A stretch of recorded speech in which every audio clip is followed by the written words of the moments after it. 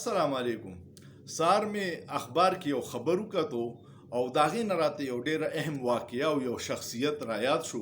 ما چې تاسو سره یې شیر کړم. سار دا خبر و چې سابقه فاټا ټریبیونل چې ای بحال کو او 9 کیسونه ورته ورولېږل، کم کې چې د شکیل افریدی کیس مو. شکیل افریدی څوک و؟ ډېر ځوانان به ترې نه خبر. شکیل افریدی هغه سړی و، ډاکټر و چې کم یو سهولت کاری کړی وه او امریکایانو په ابټاباد کې د اسامه بن لادن شناخت دپاره د شکیل افریدی ډېره لوی کار کړی او په امریکا کې شکیل افریدی هیرو دی او پاکستان کې غدار دی، ځکه چې زمونږ حکومت او ایجنسیانې وایي چې د سی آی ای دپاره کار کړی. د چل څه کړی؟ دی ډاکټر و او په فیملی پلانینګ کې و. د دا چلو کو چې د یو دا پولیو قطرې او دا اچولی کېږي ماشومان له ورکوي. د په ابټاباد کې د پولیو قطرو دپاره ټیم جوړ کو او په هغې ټیم کې د دا کار و چې دی به دا کنفرمیشن کوي چې دا کومه خدشه ده چې په دې کمپاونډ کې یا د کور کې اسامه بن لادن دی، دا رښتیا دي کو نه دي. نو دوی چې کم ټیم جوړ کړی، هغوی د پولیو سره سره د وړو نه د بلډ سمپل واغسته چې د هغوی ډي ان اے ټیسټ وکړي چې دا د اسامه بن لادن د ډي ان اے سره میچ کوي او کو نه. دا په 2011 کې شوی.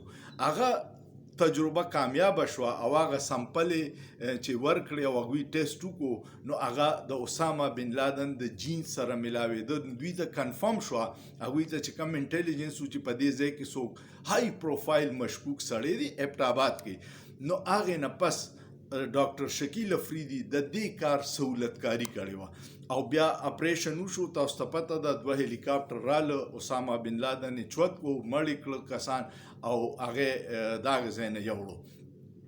بیا فوري پاکستانی جنسو شکیل افریدی گرفتار کو په دغه جرم کې، خو د فاټا په ریګولیشن کې سزا ولا په دغه جرم کې ور نه کړه. سزا یې ولا د اف سی آر لاندې په دې کې ورکړه چې د په فاټا کې یو شدت پسند تنظیم ته فنډینګ کړی دی، نو د باندې 33 سال قید وختو او 33 سال قید بیا د اپیلونه وکړو، نو یو 10 کاله پې کم شو، خو 20 کاله دی او اوس بیا هغه قیدیانو ته چې رعایت میلاویږي هغه وشي، نو کیدی شي چې راخلاص شي. خو زما یقین نه دی چې هغه راخلاص شي، ځکه که راخلاص شو نو امریکې ډېر کوشش کړی چې هغه راخلاص شي او ځان سره امریکې ته بوځي، خو پاکستانی جنسو حکومت ولا هغه نه ورکو. هغوی ورته ډېر ښه آفرونه هم ورکړي چې امداد به درکړو، شکیل افریدی راکې، خو پاکستانی جنسو هغه نه ورکو. اوس په جیل کې دی، نو کیدی شي راخلاصیږي. خو دا خبر چې مو وکتو، نو ما ته اندازه وشوه چې کیدی شي هغه له به بیا نوره سزا سیوا کوي او څه چل به یې، ځکه چې د فاټا ټریبیونل یې ولا بحال کو. فاټا ختمه شوې ده خو ټریبیونل یې بحال کو. نو ما وی چې تاسو ته د شکیل افریدی هیسټري ووایم چې دا هغه کردار و کم چې د اسامه نشاندهي کړې وه د پولیو مهم په پرده کې، چې د هغوی ډي ان اے سمپل یې د فیملی اغستې وي او بیا هغوی ته کنفرم شوه چې دلته کې اسامه دی. امید لرم ستاسو به ویډیو خوښه شوي. کو ویډیو مو خوښه شوه کمنټ پې وکړئ، لایک ورکړئ، شیر یې کړئ او سوچ پې وکړئ. په سوچ کې څه ګناه نشته.